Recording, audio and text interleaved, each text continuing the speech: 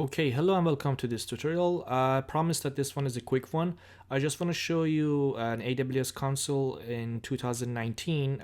They start adding some new features to the AWS. I just want to make you aware of these ones.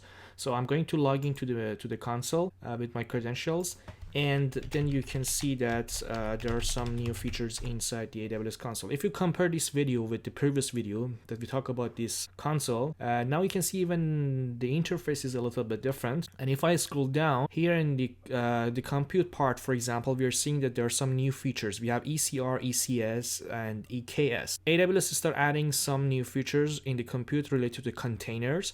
And if you look at these ones, for example, the ECR and the ECS, they are Docker containers, and you can start spinning up containers inside them.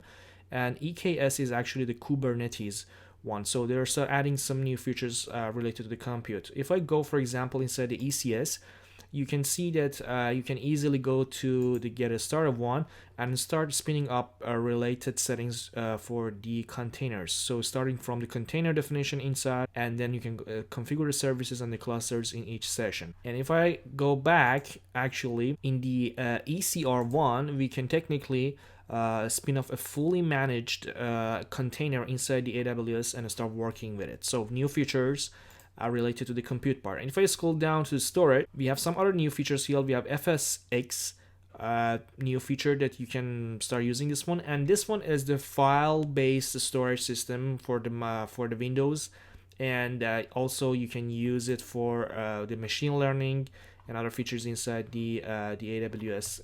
If I click on create file system here, you can see that we have one for it's called FSX for the Windows, and we have the Lustre for the machine learning and other features inside the AWS. If I click on this one, and you can read the details here. It's technically a shared storage, file-based shared storage to the network, and you can give it a name. You can spin up the size that you want, and you can mention where you want to spin up this one. And there are some features like authentication and encryptions, and voila, you can just click on next and start creating it.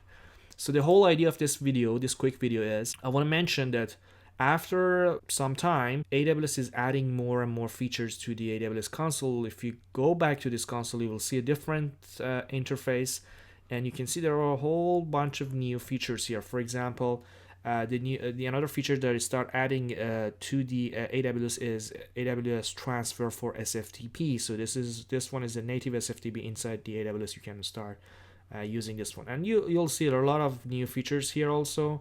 And you can see now there are also blockchain here and a lot of more features if you look at all of these details inside the AWS.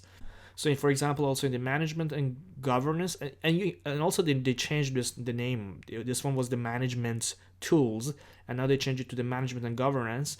And we had all of these ones until the managed services, and these ones are new: control tower, AWS license manager, AWS Vault architect tools, and personal health dashboard, for example.